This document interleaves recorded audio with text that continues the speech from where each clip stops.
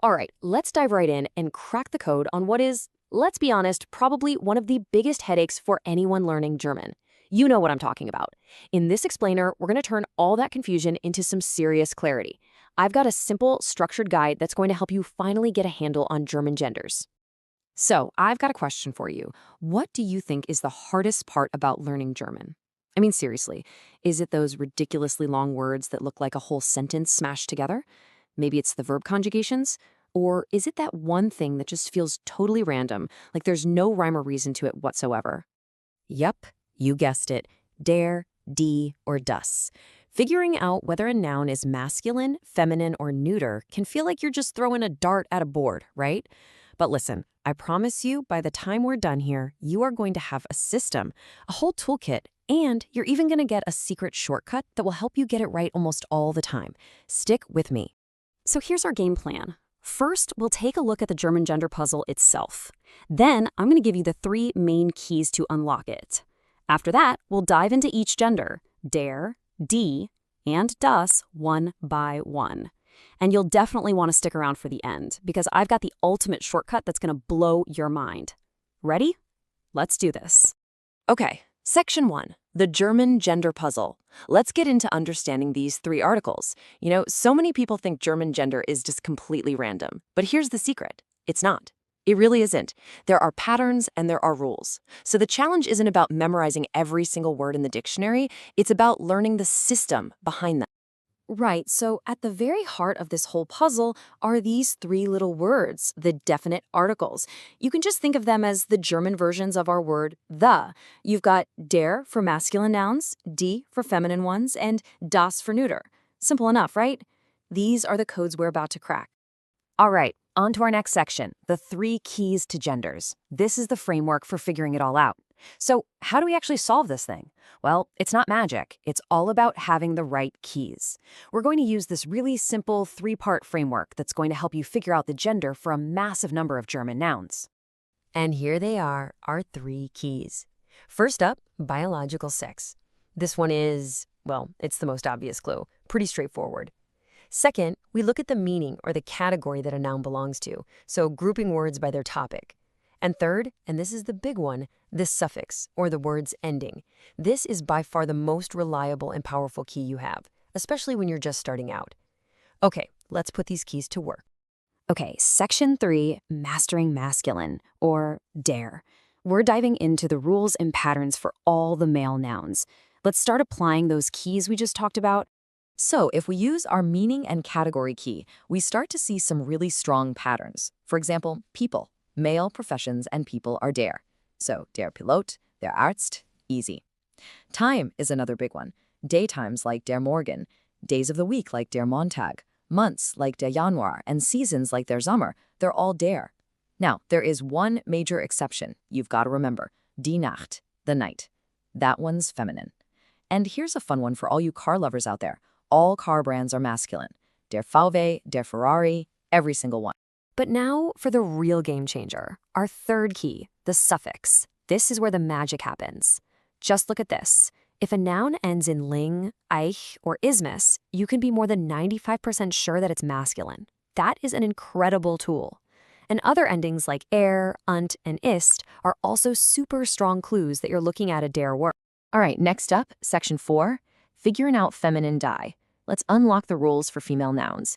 You'll see how this builds on what we just learned, and honestly, the rules for feminine nouns are some of the most consistent and helpful in the entire language. Okay, check this out. This is one of the easiest and most beautiful rules in all of German. If you want to make a male profession female, you just add in to the end. That's it. So, der Pilot becomes die Pilotin. Der Maler, the painter, becomes die Malerin. Der Arzt, the male doctor, becomes die Ärztin, the female doctor. It's just a wonderfully simple and super reliable pattern. And just like with der, the meaning and category key works here too. Following that biological sex rule, female people are, you guessed it, feminine. Die Mutter, the mother, die Schwester, the sister. And remember how we said cars are masculine? Well, in the world of vehicles, most airplanes, ships, and motorbikes are feminine. They take die. Okay, the suffixes for feminine nouns are absolutely golden. Seriously, These are fantastic because so many of them are 100% reliable. If you see a word that ends in height, kite, or shaft, it is always feminine. No exceptions, no questions asked. And others like eon, and tet are also extremely common and almost always point to a D word. But there is one suffix that is more important than all the others put together when it comes to feminine nouns. There's one single ending that covers a huge number of words, and it's over 90% reliable. And here it is, the suffix e. This is absolutely the most crucial one to know. If you only memorize one single rule from this entire guide, make it this one.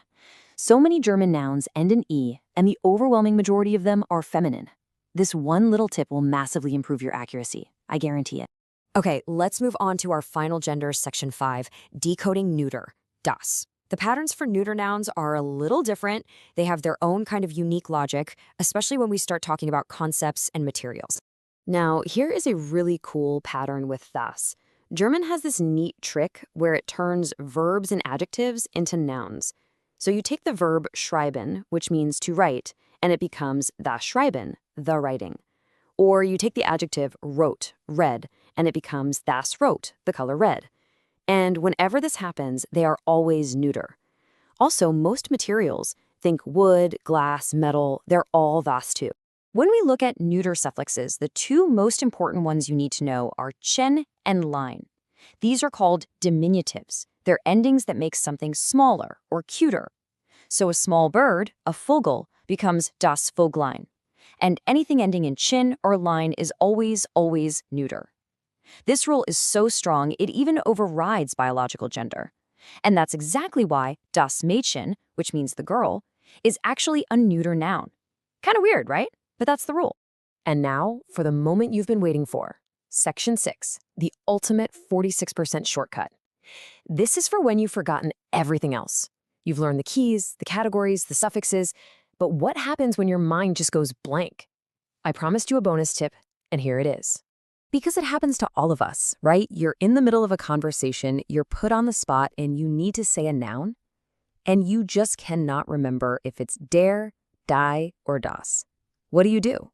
Well, it turns out there's actually a statistically smart way to take a guess. Just take a look at this breakdown. It's fascinating. Of all the nouns in the German language, a whopping 46% are feminine. 46%! That's almost half of all words. Meanwhile, only 34% are masculine, and just a tiny 20% are neuter. The numbers don't lie, and this gives us a massive advantage. And that leads us to the single best piece of advice for guessing I can possibly give you. When in doubt, just use die. You literally have an almost 50-50 shot of being right. And those are the best odds you're going to get in a guessing game. It's a simple, powerful hack based on nothing but pure statistics. So there you have it. You are no longer just guessing randomly. You now have 3 different keys to identify patterns: by biological sex, by meaning, and by the word's ending. And on top of all that, you have the ultimate shortcut for when you're in a pinch. So the German gender puzzle, well, it's not quite so puzzling anymore, is it? Now go out there and start decoding.